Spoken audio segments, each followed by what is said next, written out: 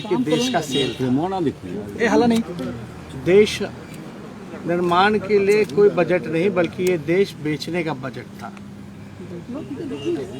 आप लोग सब लोग जानते हैं, पहले रेलवे को बेचा, एयर इंडिया को बेचा, भारत पेट्रोलियम को बेचा गया, तरह तरह की संस्थानों के संपत्तियों को बेचा गया। और ये पूरी तरीके से जितने प्रतिष्ठान हैं और जितनी संपत्तियां हैं बची हुई देश की, उसको बेचने की तैयारी और निजी क्षेत्रों में देने की तैयारी चल रही है। इस बजट में और क्या बिक रहा है? गैस पाइपलाइन है, स्टेडियम है, सड़क मार्ग है, वेयर हाउसेज हैं, जो देश की संपत्तियां रही उसको और बेचने की पुरजोर तरीके से तैयारी की जा रही है। आम नागरिकों का कमर तोड़ दिया गया है और केवल कुछ चंद लोगों का ही इस बजट में ख्याल रखने का काम भारत सरकार ने किया है। आप देखे होंगे कि बिहार में डबल इंजन की सरकार है और लोग कई एक बजट बिहार का देख लिया, भारत सरकार का देख लिया कि बिहार के लिए उन लोगों ने क्या किया। बिहार को पूरी तरीके से ठगने का काम किया गया और अद्भुत है, जब बिहार को कुछ नहीं मिल रहा था तो बिहार से जो जीते हुए 39 सांसद हैं वो टेबल थपथपा रहे थे। बिहार को एक भी इंफ्रास्ट्रक्चर के लिए कुछ नहीं मिला, कोई विशेष पैकेज नहीं, स्पेशल स्टेटस तो दूर की बात है, लेकिन कोई चारों तरफ से दबे हुए एक काम ऐसा बिहार के लिए कोई योजना के तहत या कोई अलग बिहार को देखते हुए अगर कोई प्लानिंग अगर की गई होती तो शायद आप लोगों को, हम लोगों को खुशी होती। लेकिन बिहार को पूरी तरीके से इग्नोर किया गया। हम तो बिहार के मुख्यमंत्री से पूछते रहेंगे कि केवल हाथ ही हिलाएंगे या बताएं कि बिहार को इस बजट से क्या मिला। बिहार में डबल इंजन की सरकार है तो क्या दिख रहा है अलग? क्या आपको विशेष तौर पे बिहार को मदद मिली, सहयोग मिली, चाहे इंफ्रास्ट्रक्चर के क्षेत्र में हो या किसी अन्य क्षेत्रों में? पूरी तरीके से बिहार के साथ जो है सौतेला व्यवहार किया गया और केंद्र सरकार लगातार जो है ये कहती रही है कि 2022 तक जो है किसानों का आय दुगुना करेंगे, लेकिन 2020 में ही भिखारी बनाने की तैयारी केंद्र सरकार ने कृषि बिल के माध्यम से कर दिया। बिहार की क्या दयनीय स्थिति है ये आप सब लोगों को पता है। धान के खरीद को लेकर के या जिस प्रकार से अलग विशेष अतिरिक्त बोझ डीजल पे बढ़ाया गया है, टैक्स बढ़ाया गया आम लोगों पर, ये सब लोग हम लोग देख रहे हैं। मुख्यमंत्री खामोश क्यों है इस बजट के आने के बाद, ये समझ में नहीं आ रहा।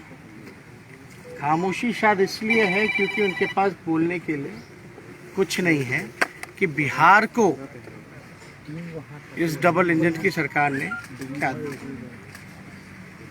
ना कोई कारखाना, ना कोई उद्योग, ना रोजगार की चर्चा, ना इंफ्रास्ट्रक्चर की बातें, कोई है ना एग्रीकल्चर में कोई एक ऐसा सेक्टर नहीं जहां बिहार को कुछ मिला। आप लोग याद कीजिए वो दौर जब लालू जी रेल मंत्री हुआ करते थे, इसमें तो रेलवे गायब ही हो गया।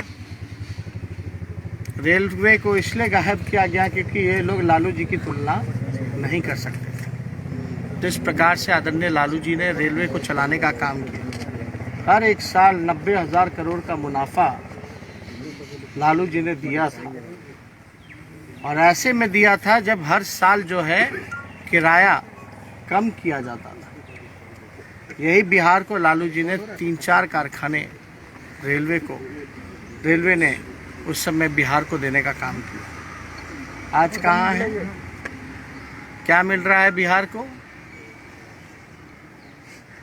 और वो तब था जब यहाँ बीजेपी और एनडीए की सरकार थी। बिना पक्षपात किए हुए विशेष पैकेज 1,25,000 करोड़ का भी यूपीए के समय में बिहार को लालू जी ने दिलवाने का काम किया।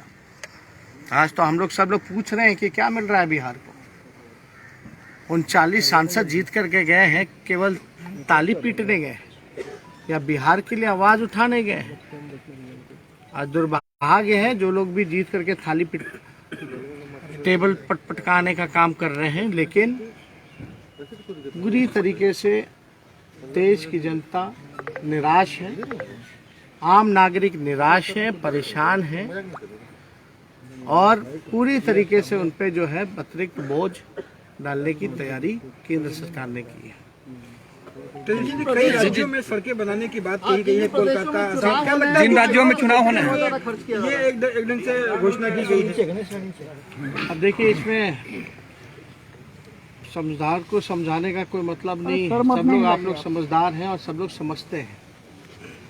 सामने देखे चुनाव हाँ समझ रहे हैं।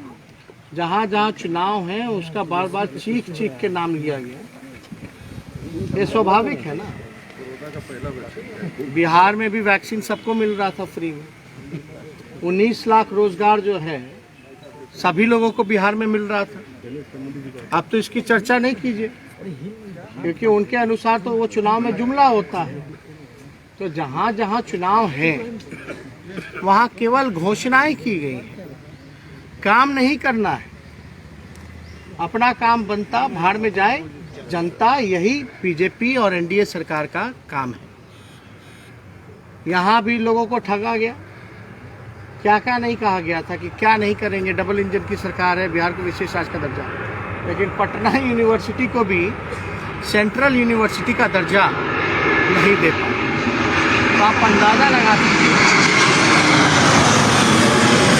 एक नई यूनिवर्सिटी का भी निर्माण बिहार में इस बजट में नहीं है। ना कोई अच्छे अस्पताल, ना कॉलेजेस, ना कोई अलग इंफ्रास्ट्रक्चर की सुविधाएं, कुछ भी अलग बिहार में नहीं है। बिहार के लेके अब तो देश को ही बेचने की तैयारी है। हम लोग तो ये बार बार से कह रहे हैं, ये बजट ही नहीं बल्कि सेल था। ये देश के निर्माण के लिए नहीं बल्कि देश को बेचने का बजट और सेल था। और ये आप सब लोगों ने देखा होगा। और पूरी तरीके से पहले लोगों में उत्साह होता था कि हमारे लिए क्या मिलेगा, क्या सरकार आगे 5 साल का क्या काम रहेगा, इस साल का क्या काम रहेगा। लेकिन पूरी तरीके से निराशाजनक।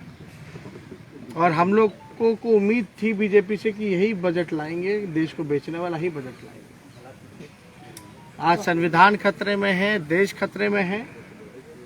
पूरी तरीके से सरकारी इंस्टीट्यूशन हो या किसान हो, सभी लोग, छात्र, युवा, बेरोजगार, सब लोग जो है निराश है, मायूस है इस मौजूदा सरकार के बजट से और सेल से। Thank you.